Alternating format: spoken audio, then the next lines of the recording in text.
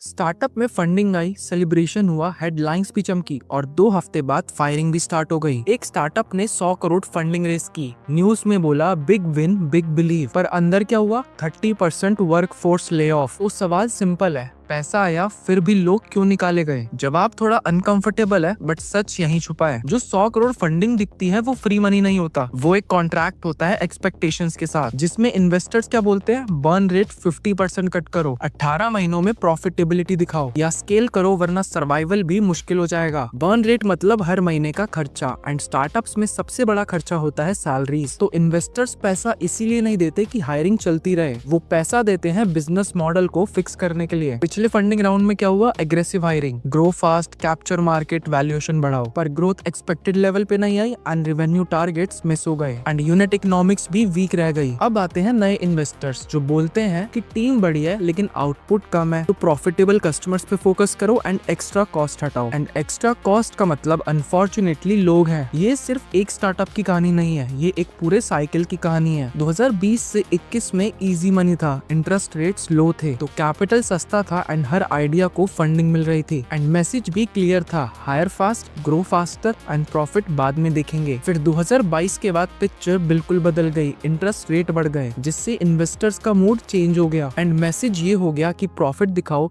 Unit economic समझाओ और survive करना सीखो, जिससे कि इस साइकिल में एक रियलिटी क्लियर हो जाती है कि स्टार्टअप एम्प्लॉयज अकाउंटिंग बुक्स में वेरिएबल कॉस्ट होते हैं। जब प्रेशर आता है तो सबसे पहले वही कट होते हैं, इसलिए फंडिंग के बाद ले ऑफ्स अक्सर स्ट्रैटेजी होती है, फेलियर नहीं। स्टार्टअप का मतलब सिर्फ हाई रिवॉर्ड नहीं होता, स्टार्टअप का मतलब हाई अनसर्टेनिटी भी होता है। इसलिए सिर्फ सैलरी पैकेज देख के ज्वाइन मत करो, बिजनेस मॉडल देखो, बर्न रेट समझो, रनवे कितने महीने का है ये पूछो, एंड ये भी कि कंपनी प्रॉफिटेबल कब होने वाली है। बात ये नहीं है कि स्टार्टअप बुरे होते हैं, बात ये है कि फंडिंग और स्टेबिलिटी सेम चीज नहीं होती। फंडिंग आना एक इवेंट है बट कंपनी का स्टेबल होना वो एक प्रोसेस है, और जो ये डिफरेंस समझ जाता है वो स्टार्टअप इकोसिस्टम में सिर्फ सर्वाइव नहीं करता, वो स्मार्ट डिसीजंस भी लेता है। Because in startups money makes noise but numbers tell the truth.